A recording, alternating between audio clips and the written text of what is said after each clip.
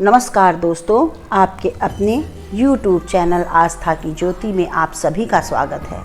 दोस्तों, पिछले अध्याय में हम आपको प्रभु श्री गणेश के एक दंतधारी होने की कथा सुना रहे थे। आज मैं आपको एक और अन्य प्रचलित कथा सुनाने जा रही हूँ, जिसके अनुसार श्री गणेश ने महाभारत काव्य के लेखन के दौरान स्वयं ही अपना दांत तोड़कर कलम बनाई थी। मित्रों, कथा के आरंभ में प्रभु श्री गणेश एक दंत होने के अध्याय 1 और 2 के कुछ अंश पहले आपको बता रही हूँ, ताकि आपको स्मरण हो जाए कि पहली और दूसरी कथा में हमने आपको क्या बताया था। एक प्रचलित कथा के अनुसार जब शिव पार्वती विश्राम कर रहे थे, उस समय श्री गणेश द्वार पर पहरा दे रहे थे कि माता पिता के विश्राम में कोई विघ्न उत्पन्न ना हो। कुछ क्षणों के बाद ही विष्णु अंशावतार भगवान श्री परशुराम जी प्रभु शिव से मिलने की अभिलाषा लेकर आए, परंतु माता पिता के विश्राम में कोई विघ्न उत्पन्न ना हो, ऐसा लक्ष्य लेकर श्री गणेश ने शिव के पास जाने से मना कर दिया। परशुराम भगवान को अत्यधिक क्रोध आया और उन्होंने श्री गणेश के साथ युद्ध में श्री गणेश का एक दंत अपने फरसे से तोड़ दिया। उसी दिन से प्रभु एक दंत कहलाए।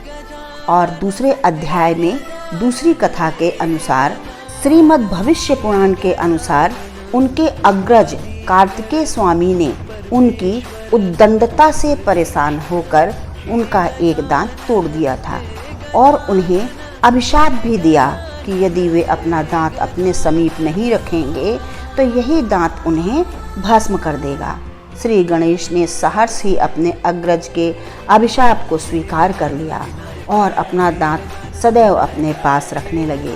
इस प्रकार वे एक दंत कहलाए।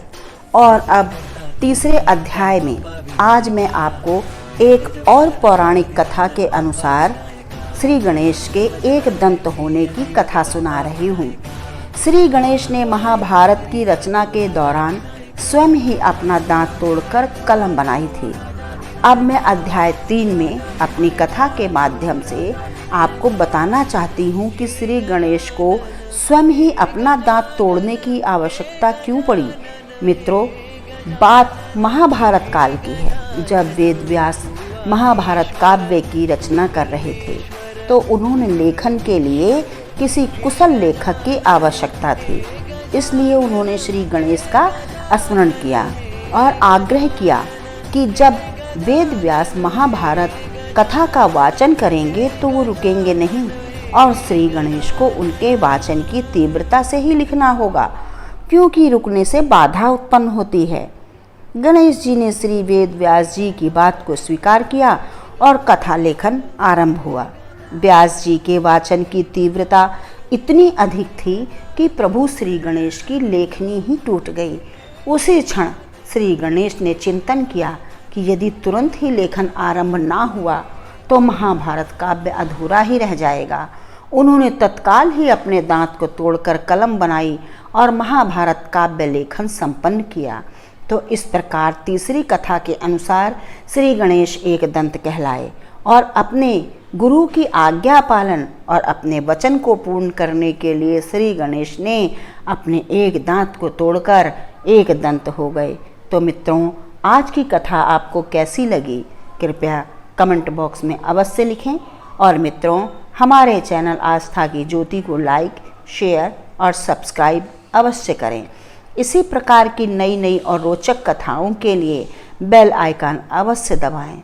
अतः हमारा साथ सदैव बना रहे। आज के लिए इतना ही। अगले अध्याय में नई कथा के साथ फिर मिलेंगे। प्रभु आप सभी का कल्याण करें। जय सिया राम।